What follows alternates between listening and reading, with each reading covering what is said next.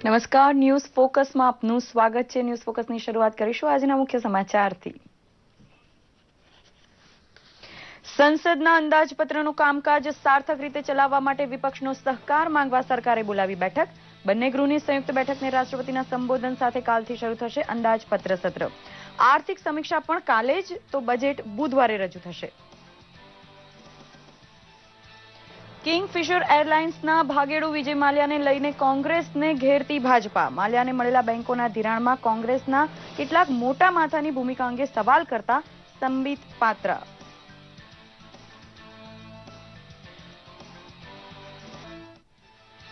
વેપારીઓના હિતમાં સરકારનો નિર્ણય। 1 ફેબ્રુઆરીથી ચાલુ ખાતામાંથી ઉપાડની મર્યાદા હટાવાઈ। એટીએમમાંથી હવે ઉપાડી શકાશે સાપ્તાહિક 24,000 રૂપિયા। જોકે બચત ખાતામાંથી 24,000ના ઉપાડની મર્યાદા યથાવત। મહાત્મા ગાંધીની 69મી પુણ્યતિથિ નિમિત્તે સત્ય અને અહિંસાના પરમ પૂજારી એવા બાપુને શત નમન કરે છે દેશ અને દુનિયા। બરાબર 11ના ટકોરે 2 મિનિટ માટે મૌન પાળી બાપુને અંજલિ આપવા ઉપરાંત રાજઘાટ, સાબરમતી આશ્રમ તથા કીર્તિ મંદિર ખાતે પણ સર્વધર્મ પ્રાર્થનાનું આયોજન। રક્તપિત્ત રોગને પોલિયો માફક નિર્મૂલનનો દેશવટો આપવા પ્રધાનમંત્રીની હાકલ। બાપુથી માંડી બાબા આમટે સુધીના કર્મઠ લોકસેવક દ્વારા રક્તપિતિયાઓની સેવા કરવાના ઉદાહરણ યાદ કરે છે ભારત।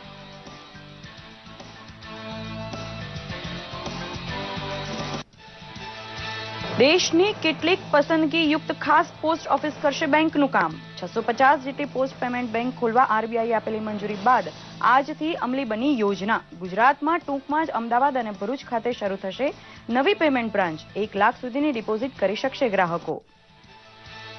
મિશન 2017ની તૈયારી રૂપે ભાજપા દ્વારા જિલ્લે યોજાઈ રહેલી કારોબારી હેઠળ આજે નર્મદા જિલ્લામાં પ્રદેશ અધ્યક્ષ જીતુભાઈ વાઘાણીની ઉપસ્થિતિમાં યોજાઈ બેઠક। રાજ્ય અને કેન્દ્ર સરકારની યોજનાઓ ઘર ઘર સુધી પહોંચાડવા થયું મંથન। 10મી ફેબ્રુઆરીએ જિલ્લામાં આવનારી આદિવાસી યાત્રાના આયોજનને પણ અપાયો આખરી ઓપ। અને મોઢેરાના સૂર્ય મંદિર ખાતે દ્વિદિવસીય ઉત્તરાર્ધ મહોત્સવ સંપન્ન। ગઈ રાત્રે બીજા અને અંતિમ દિવસે વિવિધ કલાકારોએ ભરતનાટ્યમ અને કથક દ્વારા સૂર્ય દેવતાને આપ્યો અર્ધ્ય। આંધ્રપ્રદેશના વિદ્યાર્થીઓ દ્વારા રજૂ કરાયેલ એક ભારત શ્રેષ્ઠ ભારત કૃતિએ જમાવ્યું આકર્ષણ। સમાચાર વિસ્તારપૂર્વક। સંસદના અંદાજપત્ર સત્રનું કામકાજ સાર્થક રીતે ચાલે તેવો સહકાર વિરોધ પક્ષ પાસેથી હાંસલ કરવા માટે સરકારે આજે સર્વપક્ષીય બેઠક બોલાવી હતી। લોકસભા અધ્યક્ષ સુમિત્રા મહાજને પણ અલગથી બેઠક બોલાવી હતી। સંસદના બજેટનું પહેલું ચરણ 31 જાન્યુઆરીથી લઈને 4 ફેબ્રુઆરી સુધી રહેશે, તો બીજું ચરણ 9 માર્ચથી લઈને 13 એપ્રિલ સુધી હોવાની સંભાવના છે। આ બેઠકમાં પ્રધાનમંત્રી મોદીએ જણાવ્યું હતું કે સંસદ એક મહાપંચાયત છે, જ્યાં સરકાર નિયમાનુસાર બધા મુદ્દાઓ પર ચર્ચા કરવા માટે તૈયાર છે। એમણે લોકતાંત્રિક મર્યાદા કેળવી વિપક્ષનો સહકાર પણ માંગ્યો હતો। સંસદનું બજેટ સત્ર આવતીકાલે રાષ્ટ્રપતિ પ્રણવ મુખર્જીના સંબોધન સાથે શરૂ થશે અને આર્થિક સમીક્ષા પહેલા દિવસે જ સંસદ સમક્ષ મુકાશે, જ્યારે બુધવારે સામાન્ય અંદાજપત્ર રજૂ થવાનું છે। સંસદીય કાર્યમંત્રી અનંતકુમારે બેઠકને મહત્વપૂર્ણ જણાવતા સફળ ગણાવી। सभी पार्टी, खास करके विपक्ष, सबका एक ही राय था, हाउस चलना चाहिए, सदन चलना चाहिए। माननीय प्रधानमंत्री नरेंद्र भाई जी ने इस सर्वदलीय बैठक में कहा, ये महापंचायत है और सरकार बहस चाहती है, चर्चा चाहती है। लोकतंत्र बरकरार रहना चाहिए और प्रजातंत्र चलना चाहिए, तो हम बहस चाहते हैं, चर्चा चाहते हैं। हमने अब सरकार को कहा कि ऐसा कोई भी बजट में वो चीज न लाएं जिससे लेवल प्लेइंग फील्ड में असर पड़े। कोई ऐसा कंसेशन नहीं लाएं जिसको सरकार को, जो भारतीय जनता पार्टी, उसको लाभ हो जाए और अपोजिशन का फायदा हो जाए, ये हमने बताया है। કિંગફિશર એરલાઇન્સના માલિક અને ભાગેડુ એવા વિજય માલ્યાના કોંગ્રેસ પાર્ટી સાથેના કેટલીક ચેનલો દ્વારા કરાયેલા ખુલાસા મામલે ભાજપે કોંગ્રેસને ઘેરતા રાહુલ ગાંધી અને સોનિયા ગાંધી પાસે જવાબ માંગ્યો હતો। ચેનલો દ્વારા વિજય માલ્યાની કંપનીને બેંકો તરફથી મળેલા ધિરાણ મામલે કોંગ્રેસના કેટલાક મોટા માથાઓની ભૂમિકા અંગે ચોંકાવનારા ખુલાસાઓ કરવામાં આવ્યા હતા। આ અંગે ભાજપા રાષ્ટ્રીય પ્રવક્તા સંબિત પાત્રાએ જરૂરી દસ્તાવેજો રજૂ કર્યા હતા।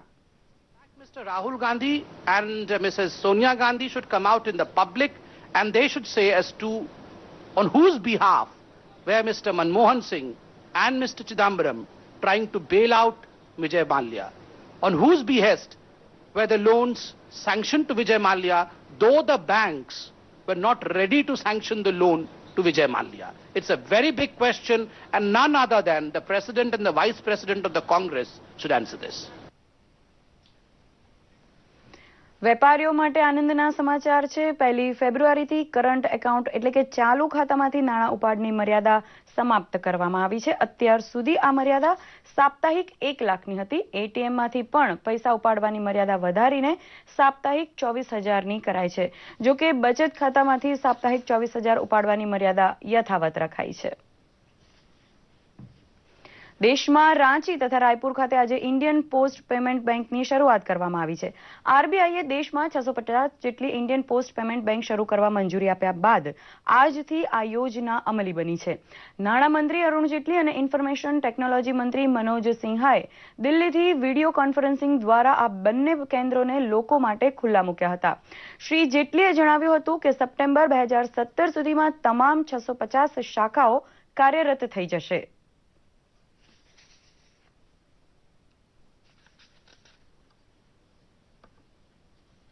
आज जो रायपुर और रांची में ये ब्रांचेस खुली हैं, आज जनवरी का महीना है और अगले 8-9 महीने में पूरे देश में ये सारी ब्रांचेस सक्रिय हो जाएंगी और इनके साथ साथ इनका जो ढांचा है, जो गांव-गांव तक पहुंचने की जिसकी क्षमता है, वो भी सक्रिय हो जाएगा. तो एक बहुत बड़ी ताकत इस देश की बैंकिंग को मिलेगी.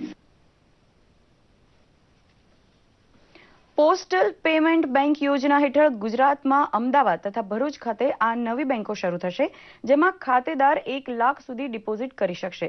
જો કે આ બેંકોને ધિરાણની સત્તા નહીં હોય. આ બેંકો કમર્શિયલ બેંકથી અલગ રહેશે. હાલ પોસ્ટ ઓફિસમાં જૂના ખાતેદારો આ નવી ઇન્ડિયન પોસ્ટ પેમેન્ટ બેંકમાં પોતાના ખાતાને બદલી શકશે. હાલ પોસ્ટ ઓફિસ દ્વારા એટીએમ તથા કોર બેન્કિંગની સુવિધા અપાશે, તેમજ જૂની સુવિધા ચાલુ રહેશે. પરંતુ ગ્રાહકોને વધુ નવી સારી સુવિધા મળશે, જેનો લાભ ટૂંક સમયમાં ગુજરાતના નાગરિકોને મળશે. પેટીએમ અને ભારતી એરટેલ બાદ આ ટપાલ વિભાગ ત્રીજી સંસ્થા છે જે બેન્કિંગની કામગીરી સંભાળશે. और इससे विश्व मतलब देश भर में बहुत जगह कई ब्रांचेस हमारी इंडिया पोस्ट पेमेंट बैंक की खुलेंगी.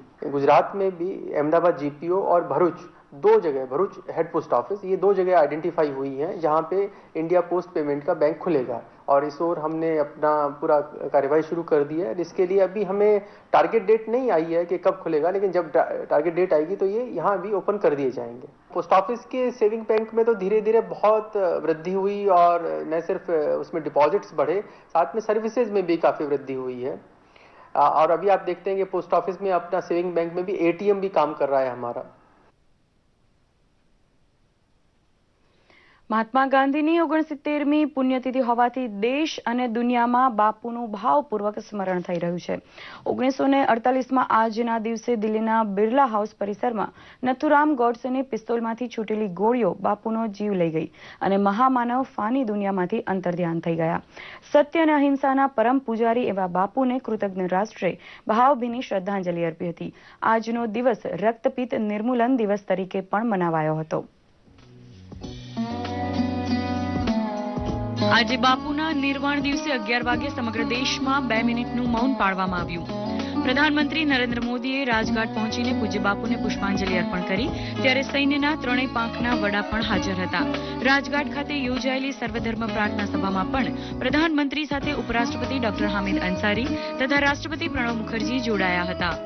ગાંધી બાપુની હત્યા થઈ હતી તે જગ્યા બિરલા હાઉસ ખાતે પણ સર્વધર્મ પ્રાર્થના યોજાઈ હતી, જ્યાં પ્રધાનમંત્રી નરેન્દ્ર મોદી પણ હાજર રહ્યા હતા.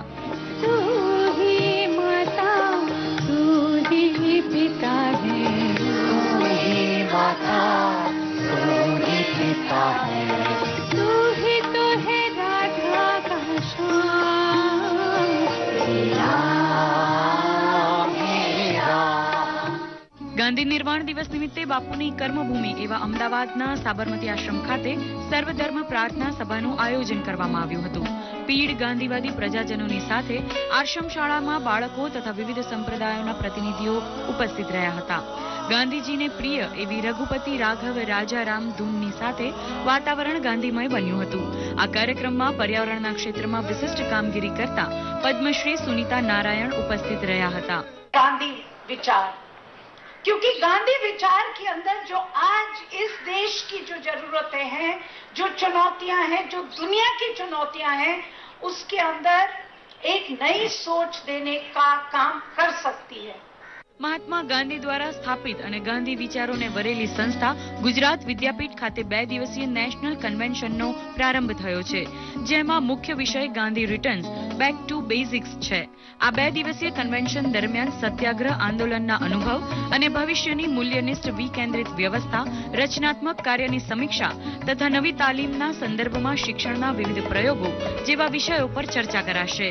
We are very fortunate that with efforts of all and contributions today by the august presence of all of us and many organizations from different states, within state and as well as few participants from abroad.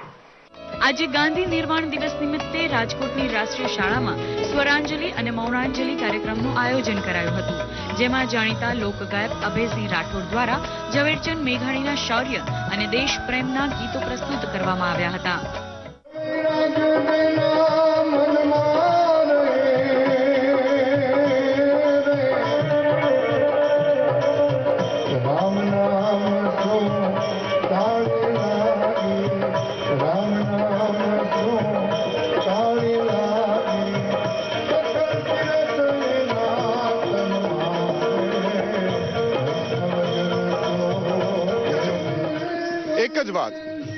એક જ પ્રાર્થના, આજે સૌ બાપુને યાદ કરીએ છીએ. બાપુ એક વ્યક્તિ નહોતા, બાપુ એક વિચાર હતા અને ભારત જ નહીં પણ પૂરા વિશ્વ માટે આપણે ખૂબ ગૌરવ લઈએ છીએ કે બાપુનું રાજકોટ સાથેનું એક અનેરું સંભાળનું હતું અને તેમની યાદ હતી. અહિંસા, ભાઈચારો, સત્ય જેવા સનાતન મૂલ્યો માટે જીવન પર્યંત સંઘર્ષ કરનાર ગાંધી બાપુના જીવનમાંથી દેશ અને દુનિયામાં અનેક માણસોએ પ્રેરણા મેળવી છે અને પોતાનું જીવન ધન્ય બનાવ્યું છે. અનેક રાષ્ટ્રપ્રમુખોએ તેમના સિદ્ધાંતો દ્વારા પોતાના રાજકીય અને સામાજિક કાર્યક્રમની રૂપરેખા ઘડીને સફળતા મેળવી છે. આવા અનોખા મેન ઓફ ધ મિલેનિયમને શત શત નમન. બ્યુરો રિપોર્ટ, દૂરદર્શન સમાચાર, અમદાવાદ. રાષ્ટ્રપિતા મોહનદાસ કરમચંદ ગાંધીના નિર્વાણ દિન નિમિત્તે આજે પોરબંદર સ્થિત કીર્તિ મંદિરમાં પ્રાર્થના સભાનું આયોજન કરાયું હતું. આ પ્રાર્થના સભામાં ગુજરાત ગ્રામ વિકાસ મંત્રાલયના કમિશનર ડોક્ટર જયંતિ રવિએ ખાસ ઉપસ્થિત રહી પોતાના સુરીલા કંઠમાં ગાંધીજીના પ્રિય ભજનોનું શ્રોતાજનોને રસપાન કરાવીને મંત્રમુગ્ધ બનાવ્યા હતા. આ પ્રસંગે જિલ્લા કલેક્ટર દિનેશ પટેલ, વિદ્યાર્થીઓ તેમજ નાગરિકો મોટી સંખ્યામાં ઉપસ્થિત રહ્યા હતા.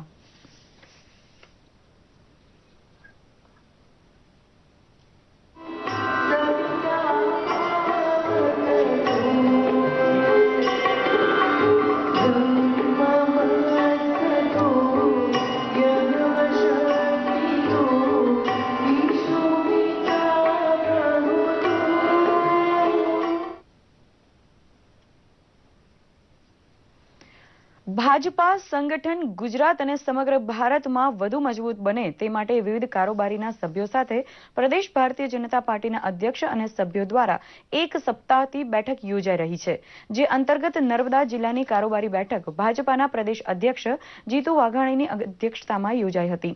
આ બેઠકમાં સાંસદ મનસુખ વસાવા અને રામસિંહ રાઠવા તથા રાજ્યમંત્રી શબ્દશરણ તડવીએ ખાસ ઉપસ્થિત રહી કાર્યકરોને પ્રોત્સાહિત કર્યા હતા. બેઠકમાં કેન્દ્ર અને રાજ્ય સરકારની યોજનાઓ ઘર ઘર સુધી પહોંચાડવા ચિંતન કરાયું હતું. નર્મદા જિલ્લામાં આગામી 10 ફેબ્રુઆરીએ આવનારી ભાજપા આદિવાસી યાત્રાના આયોજનને પણ આખરી ઓપ અપાયો હતો.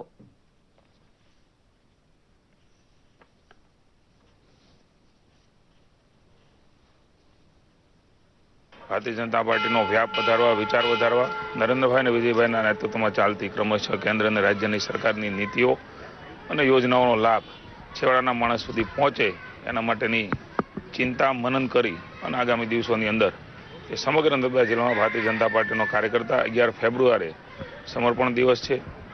માનનીય પંડિત દીનદયાળજી ઉપાધ્યાયજીનો દરેક બૂથમાં એક કાર્યકર્તા જાય અને સમગ્ર દિવસ દરમિયાન પંડિત દીનદયાળજીનો વિચાર, ભારતીય જનતા પાર્ટીનો વિચાર એ જન સુધી પહોંચે અને દીનદયાળજીની વિચારધારાથી બધા જોડાય, આ પ્રકારે પણ એક કાર્યક્રમ આપ્યો છે. સરકારે લાભ આપ્યા પછી, મુખ્યમંત્રીશ્રીએ છોટાઉદેપુરમાં આની જાહેરાત કર્યા પછી આ એક્ટની સમજ અને જાગૃતિ આદિવાસી સમાજમાં આવે ને આદિવાસી આવનારા 2-5 વર્ષમાં આના લાભ લેતો થાય એને ધ્યાનમાં રાખીને સંવેદના સભર આ આખી યાત્રા છે. સરકારની કામગીરી પણ જ્યારે ગરીબલક્ષી હોય ત્યારે ભારતીય જનતા પાર્ટી આદિવાસી વિકાસ ગૌરવ યાત્રા કાઢવા જઈ રહી છે.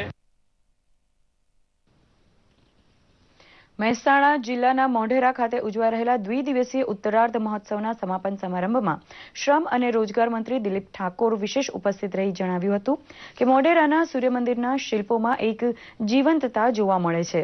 તે પ્રાચીન સંસ્કૃતિની ઓળખ આપે છે. આ દ્વિદિવસીય મહોત્સવના સમાપન દિવસે ડોક્ટર શ્રીમતી ક્ષિતિજા બર્વે, ડોક્ટર સ્વર્ણ માલ્યા, ગણેશ, સંજય ભટ્ટ, શિવાંગી વિક્રમ, રમ્યા ભટ્ટે ભરતનાટ્યમ રજૂ કર્યું હતું અને બીના મહેતા, રાધિકા મારફટિયાએ કથક નૃત્યમાં તેમની પરંપરાગતતા રજૂ કરી હતી. આ પ્રસંગે આંધ્રપ્રદેશના વિદ્યાર્થીઓની એક ભારત શ્રેષ્ઠ ભારત ઉપરની રચનાને દર્શકોએ ખૂબ જ આવકારી હતી. આ પ્રસંગે પૂર્વ ગૃહમંત્રી રજની પટેલ, જિલ્લા કલેક્ટર આલોક પાંડે અને મોટી સંખ્યામાં દર્શકો ઉપસ્થિત રહ્યા હતા. રાષ્ટ્રપિતા મહાત્મા ગાંધીજી શ્રીમદ ભાગવત ગીતાને એક ગાઈડ બુક તરીકેની જેમ હંમેશા પોતાની પાસે રાખતા. ઉપરાંત તેમણે પોતાના ભગવદ્ ગીતાના અભ્યાસ પરથી અનાશક્તિ યોગ નામે પુસ્તક લખ્યું છે. તો આજે ગાંધી નિર્વાણ દિવસ નિમિત્તે અમદાવાદની LD આર્ટ્સ કોલેજ ખાતે ભગવદ્ ગીતા પર વક્તૃત્વ સ્પર્ધાનું આયોજન કરવામાં આવ્યું હતું. ગુજરાતની વિવિધ યુનિવર્સિટી અને કોલેજોમાંથી 77 જેટલા સ્પર્ધકોએ અહીં ભગવદ્ ગીતા પર પોતાના વિચારો રજૂ કર્યા હતા. આ કાર્યક્રમમાં ગુજરાત પોલીસ મહાનિદેશક doctor PP Pandey, LD arts કોલેજના પ્રિન્સિપલ મહિપતસિંહ ચૌહાણ અને અમદાવાદ એજ્યુકેશન સોસાયટીના અધ્યક્ષ નટુભાઈ પંચાલ ખાસ ઉપસ્થિત રહ્યા હતા. ગીતા સમગ્ર જીવનનો એક ગ્રંથ એવો છે કે જીવનમાં આવતા દરેક પ્રશ્નનું સમાધાન એ ગીતામાંથી મળશે.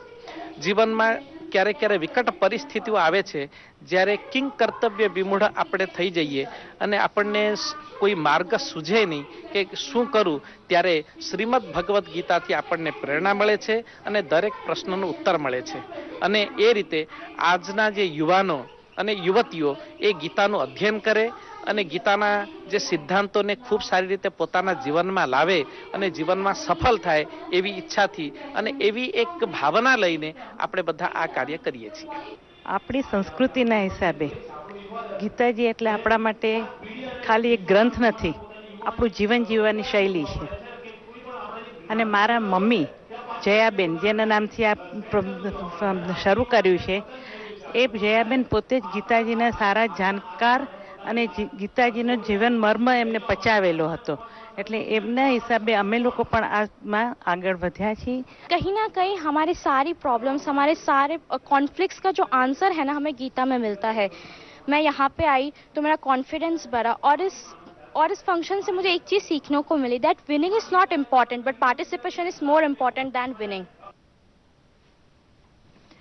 જૂનાગઢમાં વસવાટ કરતા થાનકી પરિવારમાં અનોખા લગ્ન યોજાયા હતા. લગ્નમાં લગ્ન ગીત તો ગવાતા હોય છે, પરંતુ જૂનાગઢના આ લગ્નમાં લગ્ન ગીતની સાથે જાનૈયા અને માંડવિયાઓએ પ્રાણાયામ અને યોગ કર્યા હતા. જે દીકરીના લગ્ન હતા તેના પિતા પ્રતાપભાઈ થાનકી યોગાચાર્ય છે, જેમણે લગ્નમાં હાજર સૌ મહેમાનોને યોગ અને પ્રાણાયામ કરાવી યોગ અને પ્રાણાયામના ફાયદા લોકોને સમજાવ્યા હતા. એટલું જ નહીં, તેમણે ઉપસ્થિત મહેમાનોને રાષ્ટ્રધ્વજ આપી રાષ્ટ્રગાન પણ કરાવ્યું હતું. પ્રતાપભાઈએ અગાઉ દીકરીની સગાઈ વખતે પણ મહેમાનોને યોગ અને પ્રાણાયામ કરાવ્યા હતા. આપણા દેશના વડાપ્રધાન જે યોગમાં આટલો રસ ધરાવતા હોય અને યોગના જગતના યોગ ગુરુ શ્રી રામદેવજી મહારાજ પણ આખી દુનિયામાં પ્રચાર કરતા હોય, તો ત્યારે જ મારી દીકરીની જ્યારે સગાઈ થઈ ત્યારે જ મારે નક્કી કર્યું કે મારે મારી દીકરીના જ્યારે લગ્ન થાય ત્યારે એક સમાજને નવો દાખલો બે, સમાજ યોગ તરફ વળે એના માટે એક નવો જ જાતનો નવતર પ્રયોગ હું કરીશ. આજે અમે ચિરકભાઈની જાન લઈને આવ્યા છીએ જાનૈયા તરીકે, અને પ્રતાપભાઈએ જે યોગ શીખવાડ્યો અમને અહીંયા એ ઘણા સરસ છે, બધાને એનો ઉપયોગ કર્યા જેવો છે ને બધાને એનો અમલ કરવાની જરૂર છે અને શરીરના સુખ માટે સારામાં સારું છે. પણ યોગ એવી વસ્તુ છે કે એને સ્વાસ્થ્ય માટે અને એની પેઢીને બહુ સારી ગિફ્ટ આપી શકે છે. એટલા માટે આ લગ્ન એને અનોખી રીતે ઉજવવાનું વિચાર્યું હતું અને એના ભાગરૂપે જ 1 કલાકનો યોગા કાર્યક્રમ જેમાં બધાએ યોગા કર્યા અને છેલ્લે રાષ્ટ્રગીત ગાયું અને જોઈને બહુ સારી ગિફ્ટ આપી છે અને બધાને બહુ મજા આવી છે. કહેવાય છે કે ભેગા મળીને જીવે એ ગામડાની સંસ્કૃતિ. આ જ સંસ્કૃતિનું દર્શન કરાવતો કિસ્સો નવસારીના નાનકડા સાતેમ ગામમાં બન્યો. સાતેમ ગામમાં મા બાપની છત્રછાયા ગુમાવનાર અનાથ બાળકીને મોટી કરી ધામધૂમથી સાસરે વળાવી ગ્રામજનોએ સરાહનીય કાર્ય કર્યું છે. જોઈએ એક વિશેષ રિપોર્ટ. માતાની મમતા અને પિતાની છત્રછાયા ગુમાવનાર આ વર્ષા નામની દીકરી બાળપણથી દાદીની છત્રછાયામાં ઉછરી છે. વર્ષા ધોરણ 10 સુધી અભ્યાસ કરી ઘરકામ કરી ગુજરાન ચલાવતી હતી.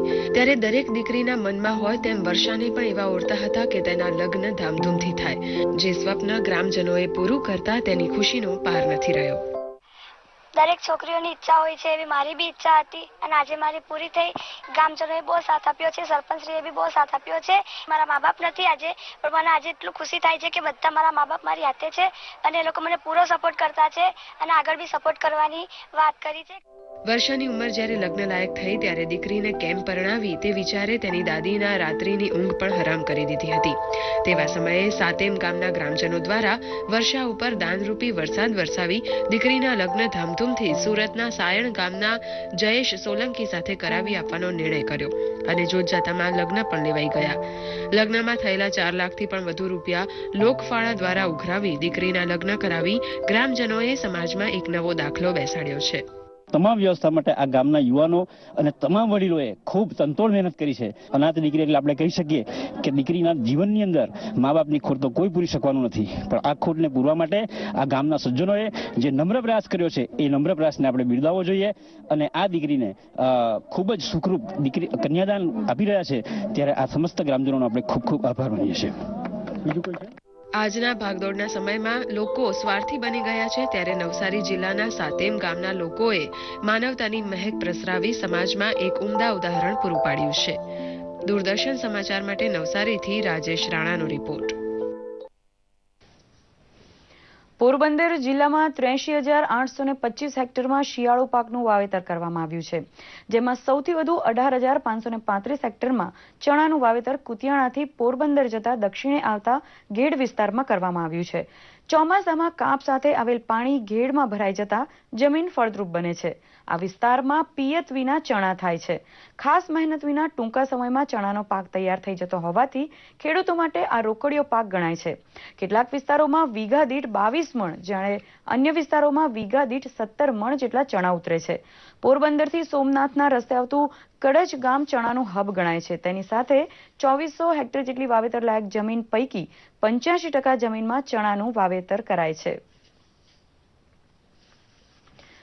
અમરેલી જિલ્લાના સાવરકુંડલાના પ્રગતિશીલ ખેડૂતે બોરની ઓર્ગેનિક ખેતીની સાથે ખેતરમાં ઘૂસી આવતા ઢોરથી બચવાનો નવતર પ્રયોગ શોધી કાઢ્યો છે. અરવિંદભાઈ નામના આ ખેડૂતે હાલ તેમના ખેતરમાં કોઈ પણ ખાતર કે દવાના છંટકાવ વગર ઇટાલિયન મધમાખી મૂકી બોરનો સારો એવો પાક લઈ રહ્યા છે. પરંતુ તેમના ખેતરમાં ઘૂસી જતા ભૂંડથી બચવા તેમણે ખેતરની ચારે તરફ ખાટી છાશ ભરેલી બાટલીઓ ખુલ્લી કરીને મૂકતા છેલ્લા 1 વર્ષથી તેમના ખેતરને રક્ષણ મળી રહ્યું છે. તેમણે આ પ્રયોગથી ખેતરમાં ફેન્સિંગની જરૂર નથી રહી.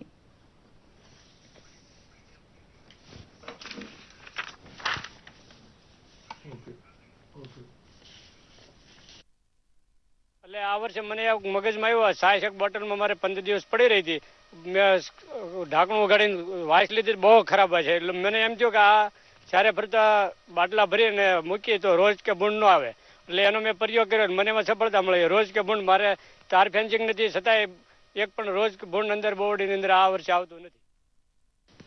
આજે સોશિયલ મીડિયામાં મહાત્મા ગાંધીજીની પુણ્યતિથિ નિમિત્તે હેશટેગ મહાત્મા ગાંધી ટ્રેન્ડ કરી રહ્યો છે.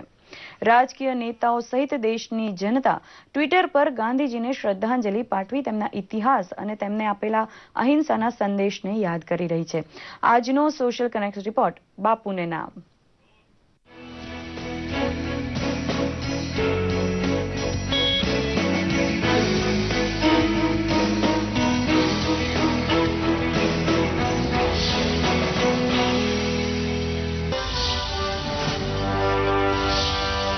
આજે રાષ્ટ્રપિતા મહાત્મા ગાંધીજીની પુણ્યતિથિ છે.